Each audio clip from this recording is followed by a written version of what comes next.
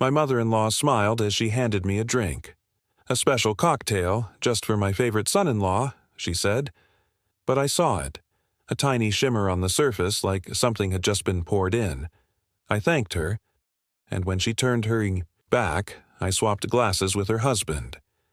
45 minutes later, he was pale, sweating, and violently sick, and I knew she had tried to poison me. This is the story of how I uncovered a truth so twisted it nearly tore my family apart, and it all started with a single sip. I'm Julian Mercer. I'm 32. I live in Asheville, North Carolina, and I've worked hard to build my dream from the ground up. I'm a photographer, freelance, independent, no big office or fat 401k. Just me, my camera, and a passion for telling stories through the lens. But none of that has ever impressed my in-laws. To them, I'm not a real professional. I'm not a provider. I'm not the man their daughters should have married. Gerald. My father-in-law, an investment banker with a sharp jawline and a sharper tongue, used to smirk across the dinner table and ask, "How's the photography hobby going, Julianne?" His wife, Diane, would smile tight and offer praise that sounded like judgment in disguise. "You take such lovely pictures. Ever think about settling into something more stable?" Every Sunday dinner at their upscale colonial home was the same. Gerald bragging about the market, Diane fussing over her daughter, and me, the outsider with a wine bottle in one hand and polite silence in the other. My wife, Haley, would squeeze my hand under the table, her way of saying, "I'm sorry," but she loved her parents. She wanted us all to get along, so I tried. God, did I try! When Diane's birthday dinner came around, I was running on fumes. I'd just gotten back from Montana, where I'd spent a week knee-deep in snow photographing bison for National Geographic, a job that would pay our mortgage for the next 3 months. But Haley insisted. "Just a couple hours. It's important to her." I ignored the knot in my stomach, a quiet warning that I should have listened to. We arrived to the usual fanfare. Gerald talking about his latest deal. Diane complimenting the table settings like she'd catered a royal wedding. Haley's brother Owen and his wife Vanessa made polite conversation, but it all blurred. I just wanted to go home. Then came the dessert sangria. "I made it special just for you," Diane said, handing me the glass. She smiled, but her fingers trembled. Just barely. Her eyes darted quickly to the kitchen, then back to me, and there was something floating on the surface, barely visible, but I saw it. "Let me help you carry the rest," I offered, casually picking up her glass and the one next to it. In the dining room, I placed the other glass, the one I suspected had been tampered with, in front of Gerald. He barely looked up as he took a sip. I made an excuse to drink water instead. And I waited. 45 minutes later, Gerald's skin turned a sickly gray. He stood abruptly, knocking over his chair, and stumbled toward the bathroom. The sounds that followed, retching, coughing, dry heaving, echoed through the house. Diane's face went pale. She didn't move.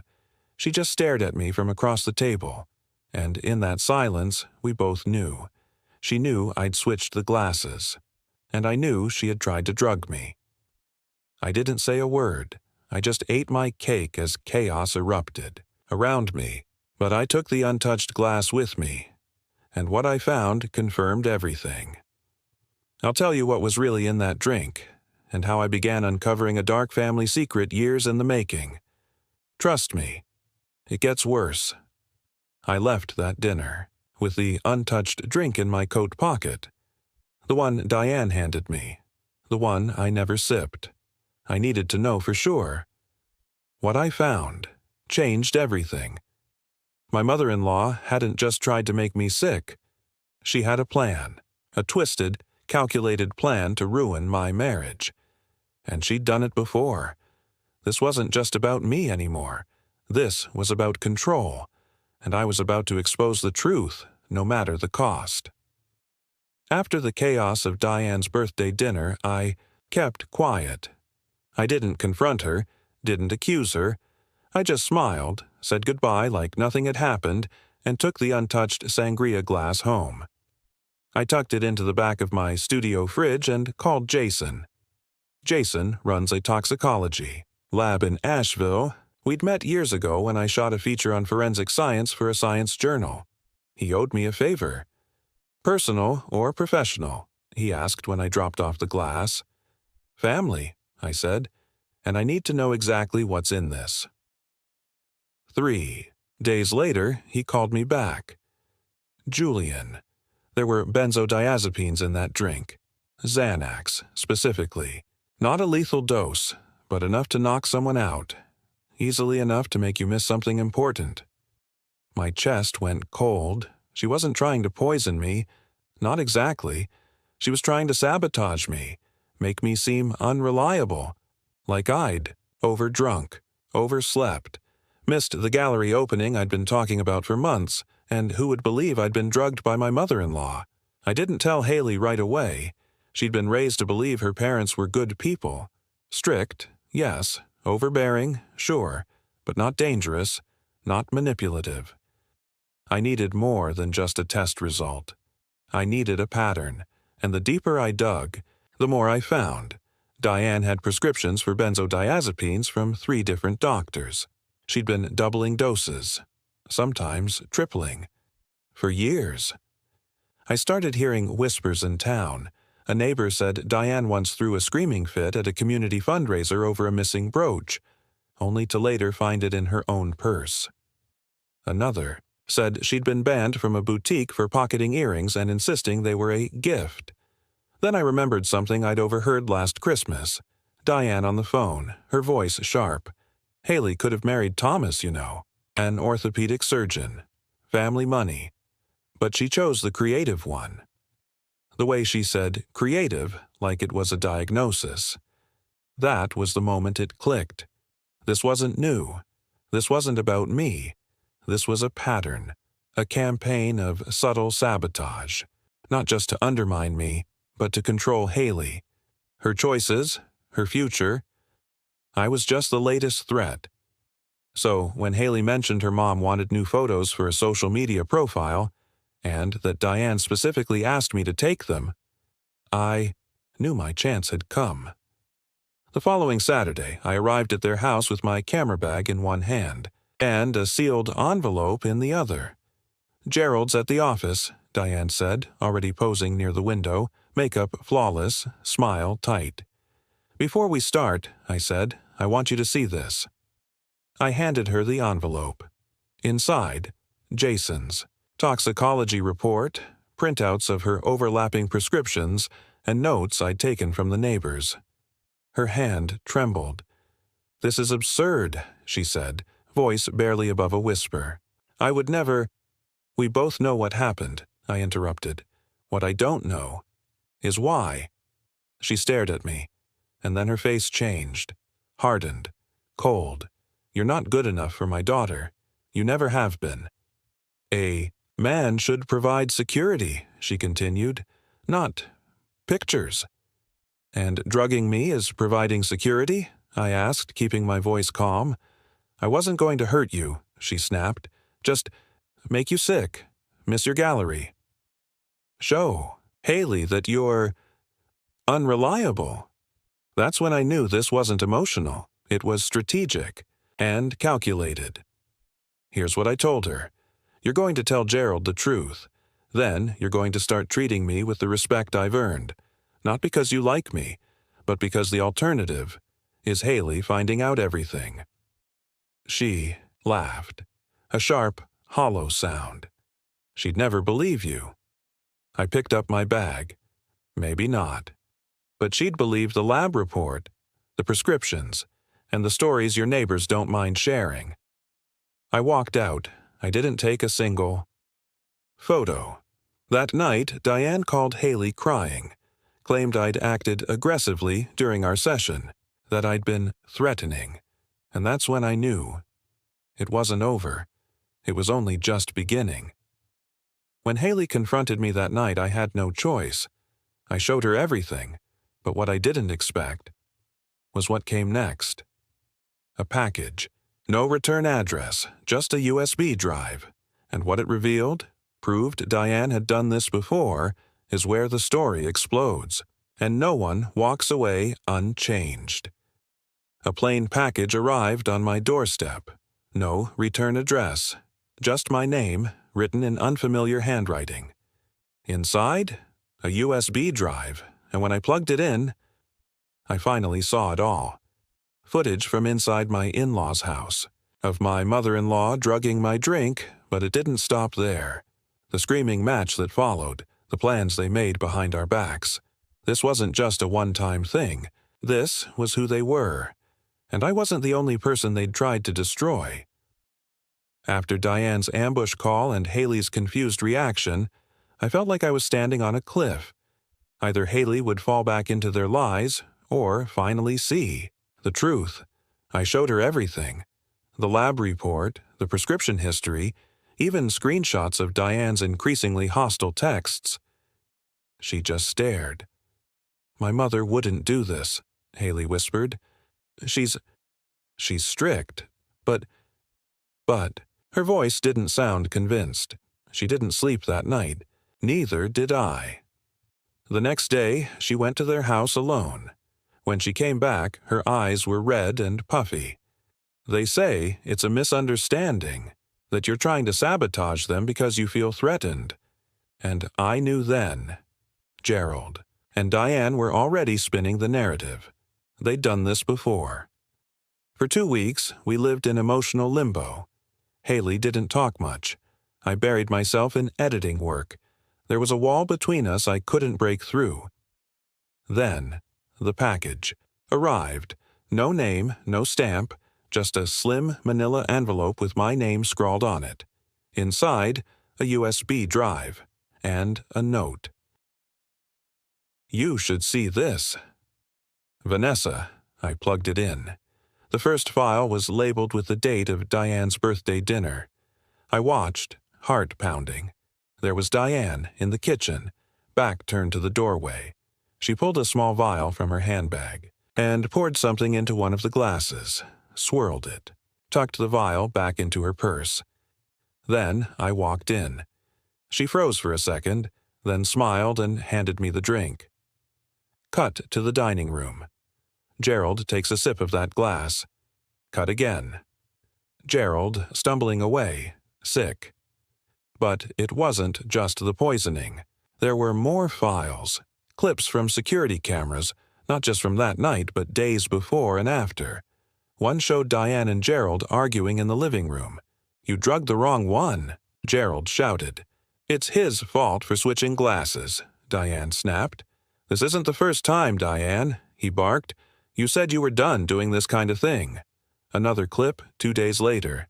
Diane and Gerald again. Calm, this time. Cold. Calculated.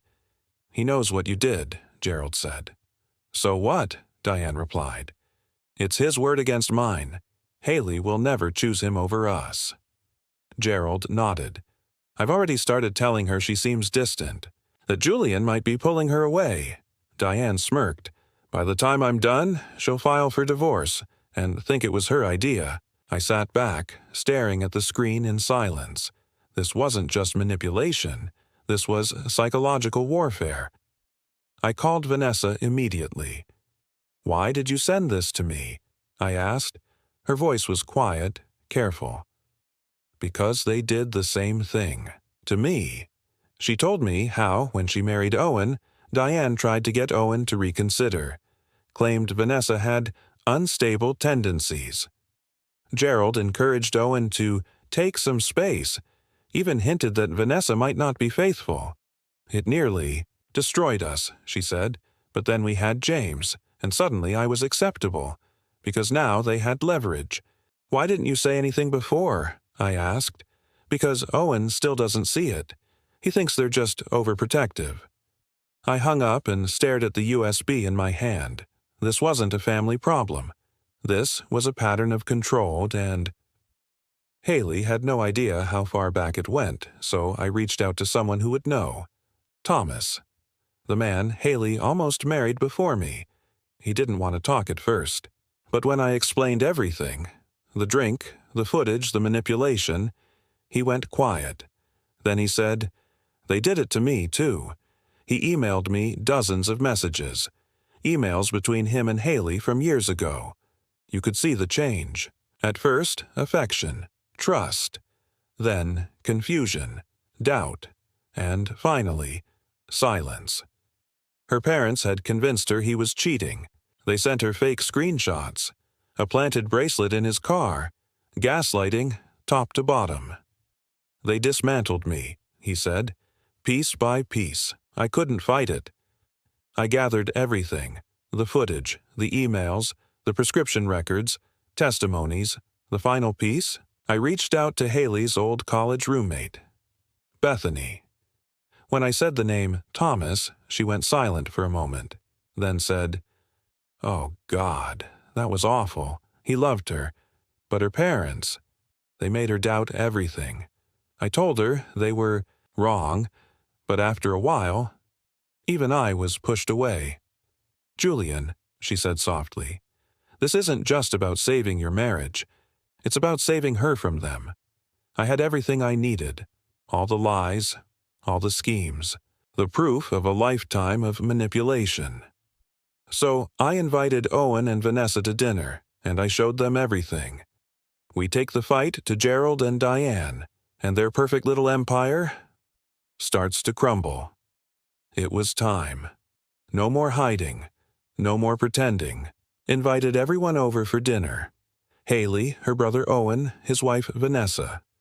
And after dessert, I stood up, connected my laptop to the TV. There's something you all need to see. For the next hour, everything came out. The drugged drink, the security footage, the secret conversations, the pattern, and when the final video ended, the room went silent. No yelling, no more lies, just two parents, caught, and two adult children, finally waking up. I'd spent weeks gathering everything, emails, footage, prescription records, testimonies, even an old message thread from Haley's ex-fiancé, Thomas. I laid it all out like a story. Because that's what I do. I tell stories. And this time, the subject wasn't wildlife or weddings. It was truth, and it was going to hit harder than any photograph ever could. I invited Owen and Vanessa over for dinner. Haley didn't know. The full reason why, not yet. When we'd finished eating, I got up, walked to the TV, and plugged in the USB drive. "There's something you both need to see." I looked at Haley, who was already frowning, and Owen, who looked confused but curious. Vanessa already knew. And then I pressed play. The first clip was the one that started it all. Diane in the kitchen, pouring something into the glass. Me walking in. Her startled expression, her fake smile, then Gerald drinking it, then him sprinting to the bathroom. Owen blinked. What is this?" "It's from the night of Mom's birthday dinner," I said quietly. "She drugged my drink. Gerald drank it by mistake." He shook his head. That's not my parents." Haley was frozen, watching. The next clips were harder.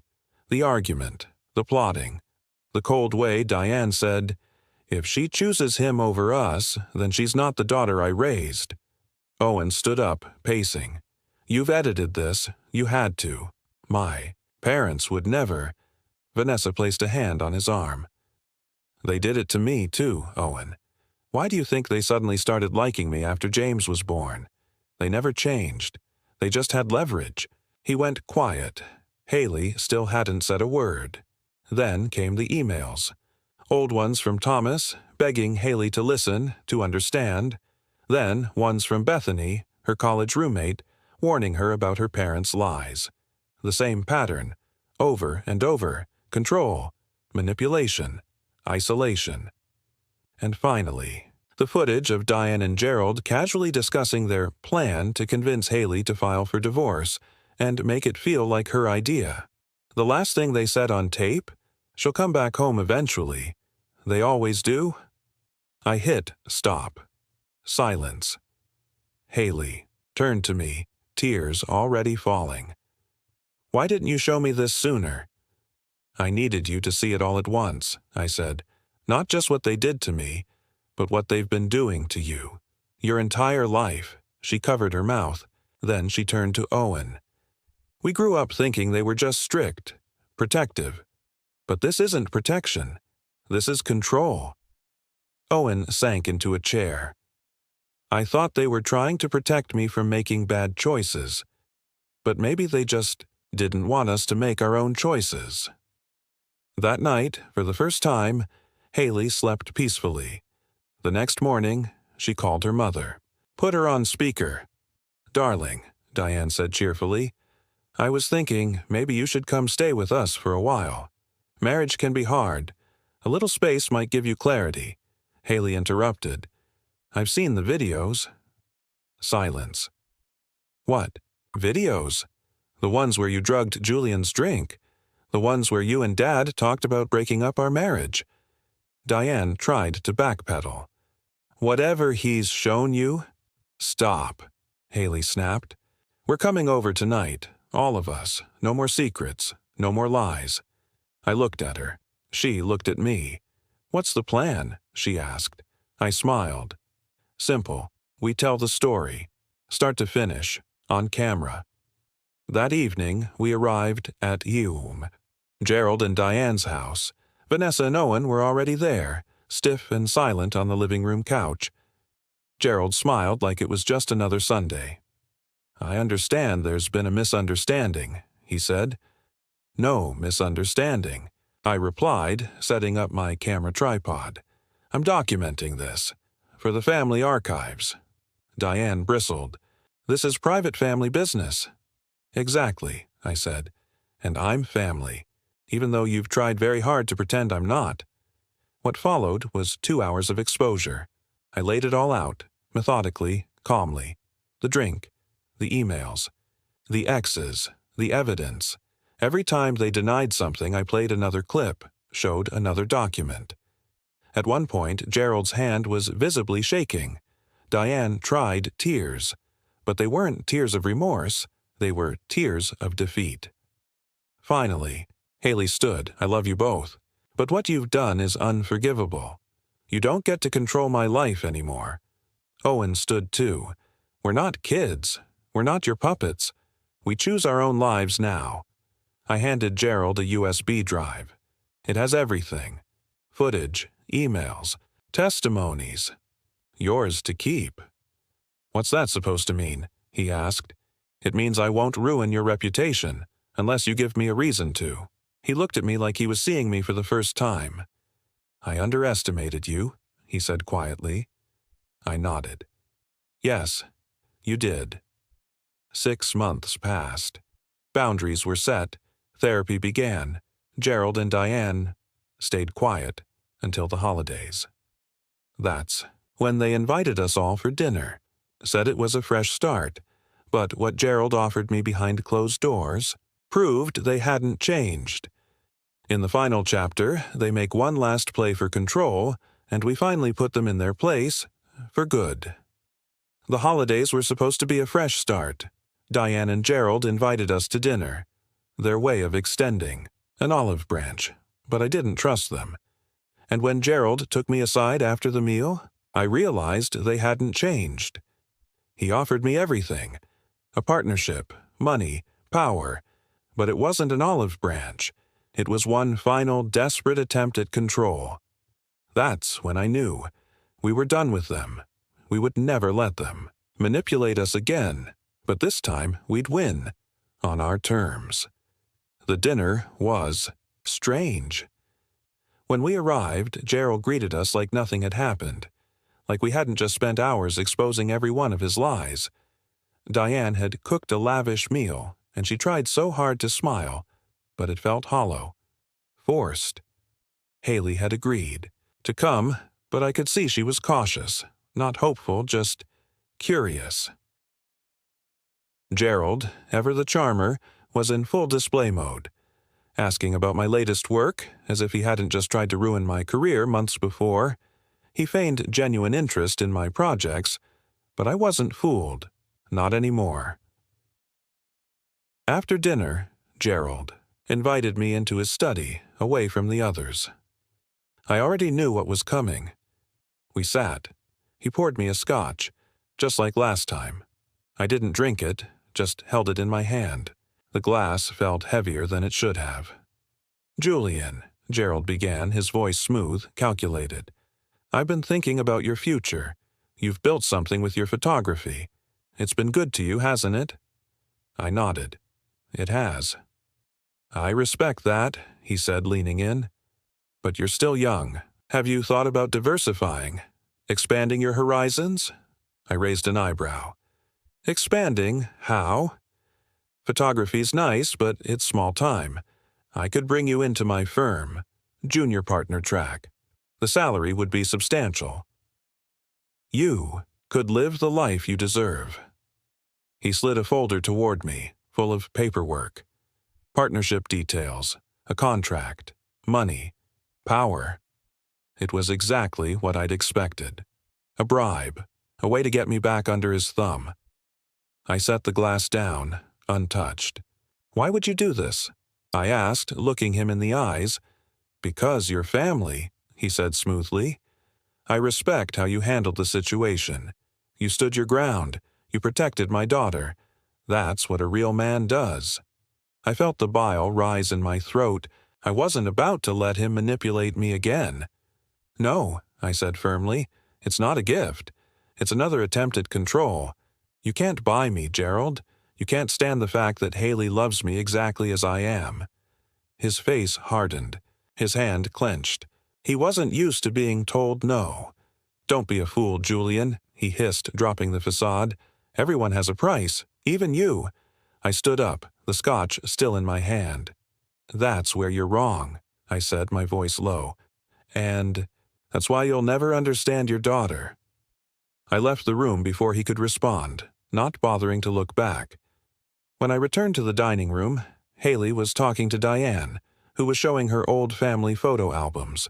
There was something in the air, a sense that everything was shifting. Haley caught my eye from across the room.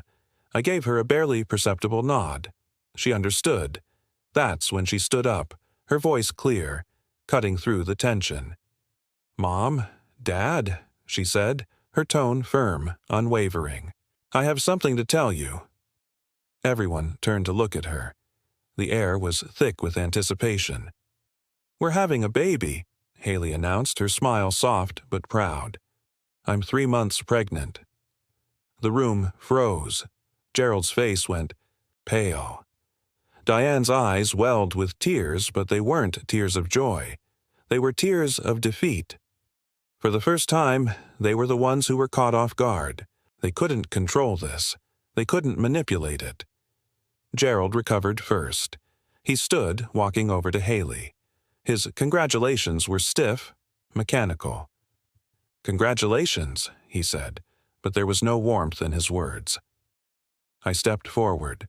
"Thank you, but this child will never be a pawn in your games. I promise you that." Gerald's expression darkened. He didn't respond, but we both knew what the unspoken agreement was. I'd crossed a line, and there was no going back. We left the dinner that night with a strange sense of finality. They weren't the same people they had been. They were still Gerald and Diane, the ones who couldn't see beyond their own egos. But we were different too. We'd finally broken free. 3 weeks later, a certified letter arrived at our home. It was from Gerald's attorney. Inside was a deed to a house. Our house. We'd been renting it, but now the ownership had been transferred to us, along with a trust fund for our unborn child. No conditions, no strings attached. It wasn't an apology. It was the closest thing to one we were ever going to get. There was no note, no heartfelt letter, just the cold acknowledgement that they couldn't control us anymore. And in that silence, we both understood that we'd won. Closing scene. Reflection. Months passed. Haley and I adjusted to our new life. We kept the distance with Diane and Gerald, but we stayed civil. They never apologized, but they stopped trying to control us. For once, they respected our boundaries. Our daughter, Eliza, was born in the summer. She was everything we'd ever hoped for: joy, love, and the promise of a future on our own terms. I kept working, building my photography business, creating a gallery. And when the grand opening came, they showed up, Gerald and Diane. They didn't stay long. They took a few photos with Eliza, but they didn't interfere. They respected us. It wasn't forgiveness. It wasn't reconciliation. It was acknowledgement, the quiet respect that came from understanding the new reality. As we locked up the gallery that night, Haley sat beside me, holding Eliza in her arms. "Do you think they've changed?" she asked quietly. I thought for a moment. "No," I said, finally. "But they've accepted that they can't change us, and sometimes that's enough." As we sat on the porch, watching the stars over the mountains, I realized something. I hadn't won by playing Gerald and Diane's game. I had won by refusing to play at all, and in the end, that was the sweetest victory of all. If you've made it this far, you know how this story ends. But it's not just about winning. It's about standing your ground, choosing your path, and never letting anyone take that from you. Thanks for watching. Stay strong, stay true, and remember, you define your own success. See you next time.